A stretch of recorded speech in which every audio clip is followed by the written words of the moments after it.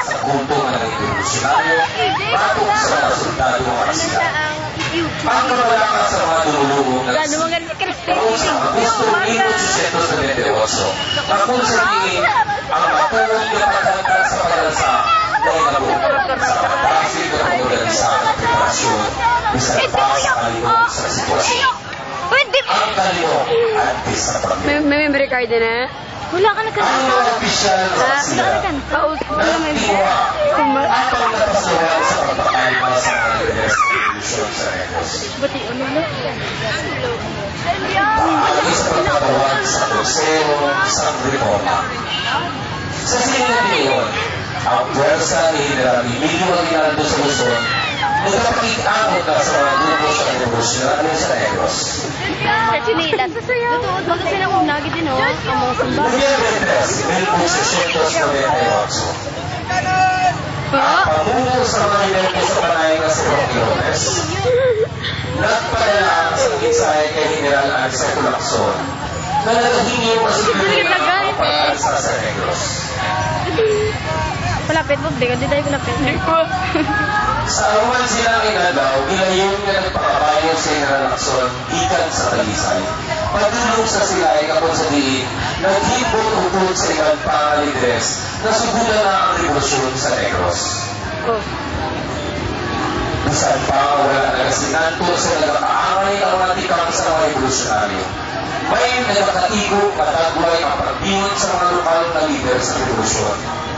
Sa mga naunang araw sa Nobyembre, ang mga lideres na kalabanan, mga kapitanes municipales, nagsuksok sa ilang uniforme kagitipon ang ilang mga sumulugod.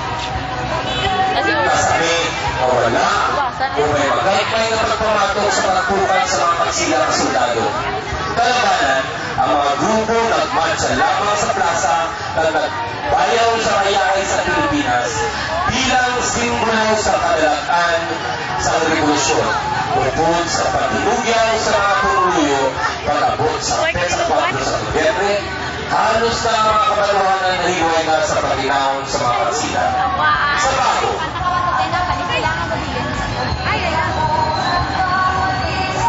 si General Juan Araneta nagpayaw na sa bandera. Sa Cadiz, ang pwersa ni Francisco Aguilar dinagpupan na sa pwersa Espanyol. Pagkatapos sa isang malipot na inaway. Sa Sagay, si Lopez tagang bulutod na katalbas nagdusong na sa pagtukan sa mga Guardia Civil. Sa malayong norte, ang mga kawain ni Tomas Dumonte nag-disarma sa tropa Espanyol sa San Carlos, Calatrava sa Escalante. Samta ang pwersa ni Custodio Duyugan nagkuha sa banwa sa Manapla o wala sa bisan sa katulong sa bubong na nag-agay. Ang sila'y naman nagdagdag sa kamot ni Nicolas Boles na Vicente Capua Benedicto pagkatapos sa isang kamalipot na inaway kantigusasyon sa isang pangkamay na pwersa sa soldadong Karsila. Sa Bacolod, ang unang kasinyalis ang pag-alsa ang pagtutod sa linya sa telegrama padulong sa Silay, mga alas 2 sa Nobyembre 4. Mga alas 8 sa Nobyembre 5,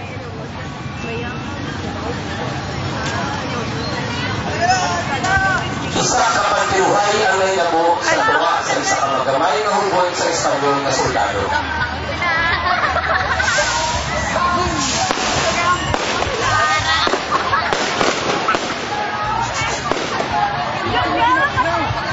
Nasumpong ang mga nag-aabante ng mga rebelde malapit sa matapang sa Talisay. Madali na imanduan ni Gobernador Isidro de Castro ang tanan ng tropang Karsila na magtipon sa balay sa parokya sa Bacolod. Nang nagpalihod na makitangon sa mga paraway sa Negros na ginapangunahan ni General Lacson na kung sa lihin nagadamo na sa 8,000. Mga 2 kilometro ang kalayuan gikan sa Bacolod. Ang pwersa sa kaway sa Bacolod ginapangunahan ni General Araneta na nagadamo sa kaping sa 2,000 na magsunod sa kapital. Si Gobernador de Castro nagpadala sa ensaryo si Jose Luzuriaga para may negosyar kay General Araneta na nagpahimbalo naman na wala siya nagkarigigan sa bago para makapag-inunan lamang. Samtang, gikan sa ibabang mabahin sa katedral, sa San Sebastian, ang mga opisyal na pagsila, naggamit sa mga revista kag ilan na munalungan ng pagporma sa madamong na soldado nga armado sa replika kanyon. Kapag sa pagkapatuod lamang mga pantig ini, bukol mga paklang sa ngipa kalibutangan sa nagabadlang kadaga, kag mga linikit na maniga amakan bilang kanyon nagipintahan sa tubig. Napanagungtupan ni Gobernador Di Castro na ang ginalauman niya na dugang ng pwersa na magigat pa sa Iloilo hindi na magabot.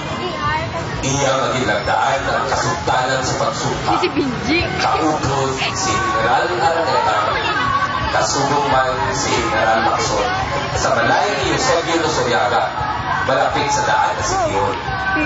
Dakon sa tiin, ilang ipamatiya ng isa kabalipod na pahayag sa kadalakan ni General Araneta.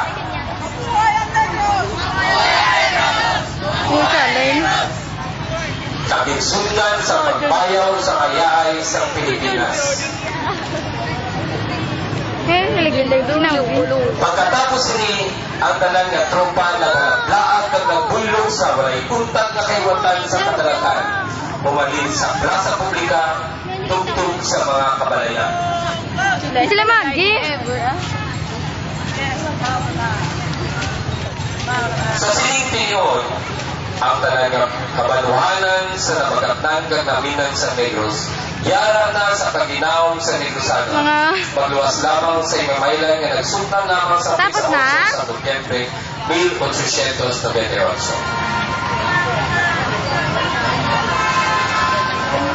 Tapos na? Sa Nobyembre 6, 1898,